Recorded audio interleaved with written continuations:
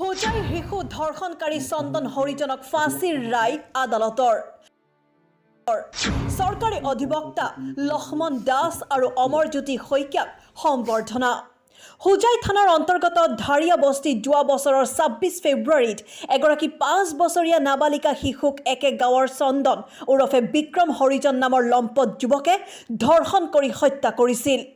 ফুল কোমলীয়া শিশুটিক ধৰ্ষণ কৰি অতি নিৰ্মমভাৱে হত্যা কৰাৰ অপৰাধত যোৱা ১০ ফেব্ৰুৱাৰীত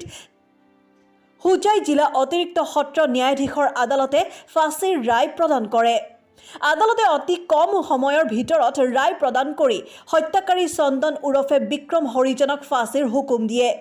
আদালতৰ ৰায়ৰ পাছত শুকুৰবাৰে হোজাই জাগৃতি মহিলা সমিতিৰ উদ্যোগত এখনি সজাগতা সভা অনুষ্ঠিত হয় সভাত হোজাই শংকৰদেৱ নগৰ আদালতৰ চৰকাৰী অধিবক্তা লক্ষ্মণ দাস আৰু অমৰজ্যোতি শইকীয়াৰ লগতে উক্ত গোচৰত সহযোগ কৰা অধিবক্তাসকলক উৎসাহ যোগোৱাৰ বাবে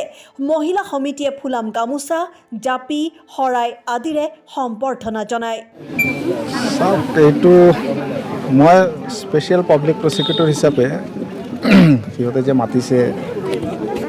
যাৰ কাৰণে সম্বৰ্ধনা জনাইছে গোচৰটোৰ কাৰণে মোৰ ভাল লাগিছে কাৰণ এইটো গোচৰ স্পেচিয়েলি ক'বলৈ গ'লে স্পেচিয়েলি মোকেই এপইণ্ট কৰিছে চৰকাৰে কিন্তু অমৰদাই মোক বহুত হেল্প কৰিছে গোচৰটো ময়ো নতুন এপইণ্ট হৈছোঁ তেখেতে মোৰ যিমান লাগিছে তেখেতে মোক সহায় কৰিছে যাৰ কাৰণে সম্বৰ্ধনা আমাৰ চবকে যেতিয়া সিহঁতে মানে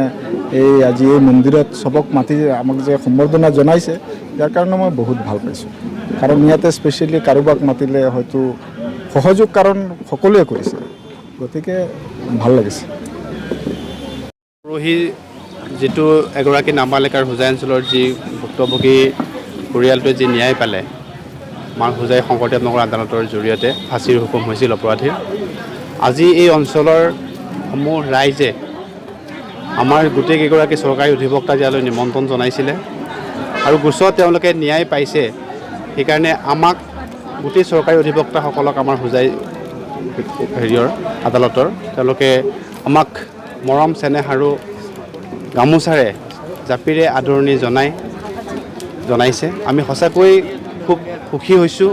আমি তেওঁলোকৰ ওচৰত কৃতজ্ঞ হৈছোঁ অনাগত দিনত আমাৰ হোজাই আদালতৰ প্ৰতিগৰাকী চৰকাৰী অধিবক্তাই আমাৰ জিলাখনৰ প্ৰতিগৰাকী ভুক্তভোগী কাষত থিয় হৈ ন্যায় যুঁজত যুঁজ দি যাব আৰু ন্যায় প্ৰদান কৰি যাবৰ কাৰণে আমাক সঁচাকৈ সকলোকে উৎসাহিত কৰিছে আমি এই অঞ্চলত সুখী হৈছোঁ আৰু ভৱিষ্যতলৈ এনেধৰণৰ দৃষ্টান্তমূলক শাস্তিয়ে এনেধৰণৰ অপৰাধ কিছু হ'লেও কমাব বুলি আমি আশা কৰিছোঁ news desk report Doboka live